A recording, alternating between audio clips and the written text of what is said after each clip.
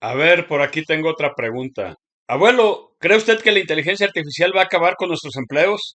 Te respondo.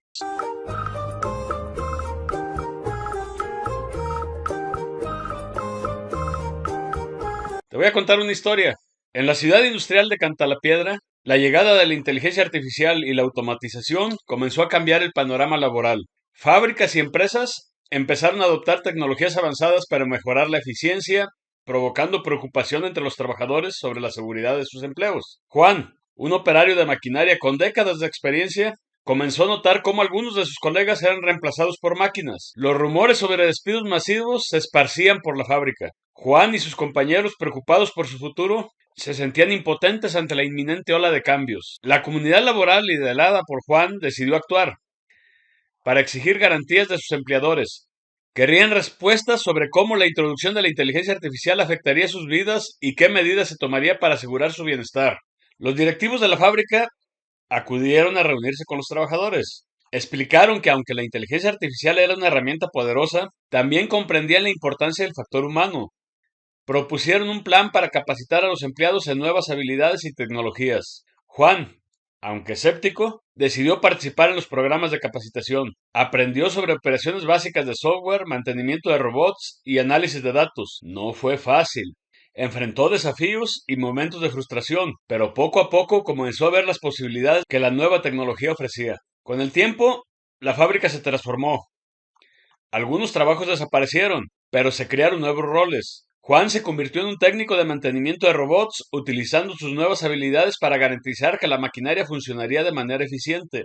La introducción de la inteligencia artificial en Cantalapiedra no fue el fin del trabajo, sino una evolución. La comunidad laboral aprendió a adaptarse y a coexistir con la tecnología. El diálogo entre trabajadores y directivos se fortaleció, creando un ambiente de colaboración y aprendizaje continuo. Años después, Juan reflexionaba sobre el camino recorrido. La llegada de la inteligencia artificial había sido un desafío, pero también una oportunidad para crecer y adaptarse. Cantalapiedra había encontrado un equilibrio, demostrando que la tecnología y la humanidad podían avanzar juntas hacia un futuro de posibilidades compartidas, y estuvo consciente de lo que había pasado en los tiempos pasados. Por ejemplo, en las sombras de la Revolución Industrial, en un pequeño pueblo del norte de Inglaterra vivía Jack, un tejedor de habilidad incomparable. La trama de su vida se entrelazaba con los hilos de su telar, una extensión de su ser, pero el mundo a su alrededor estaba cambiando. Zumbidos y chirridos de maquinaria pesada amenazaban con ahogar el ritmo hipnótico de los telares manuales. Los luditas, un grupo de trabajadores como él, que veían las máquinas como monstruos de hierro devorando sus empleos, comenzaron a reunirse en secreto. Jack, aunque temeroso del cambio, sentía una profunda conexión con su oficio que no podía ignorar. Una fría noche de noviembre, una llama de rebelión se encendió. Jack, con el corazón pesado, se unió a sus compañeros en una marcha hacia la nueva fábrica textil. Bajo la luz de las antorchas, sus sombras danzaban a las paredes de piedra mientras sus manos, acostumbradas a tejer, empuñaban ahora martillos y barras de hierro. El sonido de vidrios rompiéndose y maquinaria destrozada resonó como un grito desgarrador a través de la noche. Pero en el fondo, Jack sentía una inquietante pregunta. ¿Estaban cambiando el curso de la historia o simplemente retrasando lo inevitable? El cambio tecnológico también hizo posible el crecimiento del capitalismo. Los dueños de fábricas y otros que controlaban los medios de producción rápidamente se hicieron muy ricos. Como indicador del crecimiento económico inspirado en las nuevas tecnologías, el poder adquisitivo de Gran Bretaña se duplicó y el ingreso nacional total aumentó por un factor de 10 en los años comprendidos entre 1800 y 1900. Tales cambios también provocaron una revolución en la estructura política de la nación. Los capitalistas industriales reemplazaron gradualmente a los propietarios agrarios de tierras como líderes de la economía y estructura del poder de la nación. Para este momento, Juan también estaba recordando algo que pasó en el siglo XX.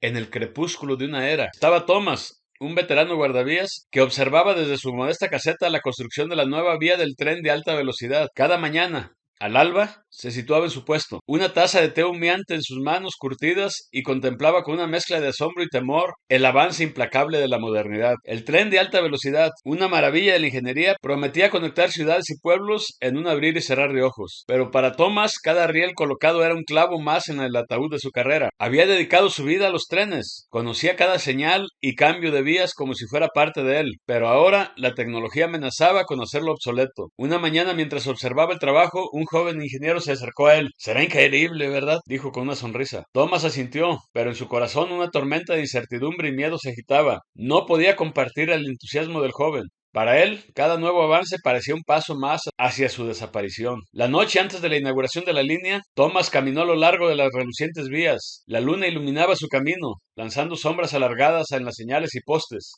ahora silenciosos testigos de un mundo que se desvanecía. En su mente resonaban los ecos de los trenes que una vez dominaron estos rieles, llevando consigo historias de viajeros, despedidas y reencuentros. Mientras se paraba en la estación, ahora modernizada y casi irreconocible, una lágrima se deslizó por su rostro curtido. Era el fin de una era, y con ella el final de su amante, tal como lo conocía. Pero también Juan recordó una historia que le contó su padre. En una esquina polvorienta de la ciudad, con su letrero descolorido por el sol, se encontraba El Carburador, un taller mecánico que una vez fue el corazón pulsante de las reparaciones de autos clásicos. Ahí, entre herramientas engrasadas y repuestos antiguos, trabajaba Marco, un mecánico cuyas manos habían conocido más carburadores de los que podía recordar. Marco era un maestro en su oficio, un artista del motor de combustión interna, pero los tiempos estaban cambiando. Los vehículos con inyección de combustible se habían convertido en la norma, relegando los carburadores a las páginas de la historia y a los garajes de los coleccionistas. Cada día, mientras trabajaba en motores que evocaban su pasado mecánico más simple,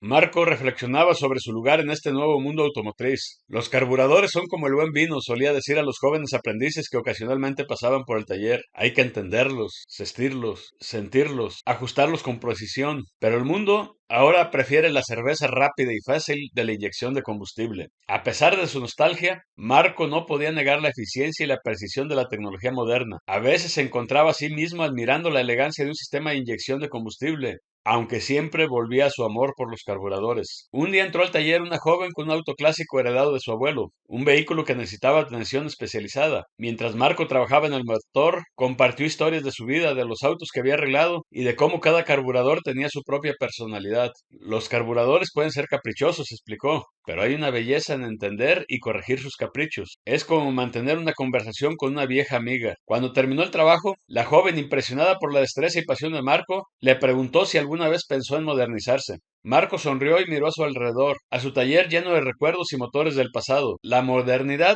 tiene su lugar, dijo, pero alguien tiene que mantener viva la conversación con el pasado. Entonces fue que a Juan lo llamaron para cenar sacándolo de sus cavilaciones.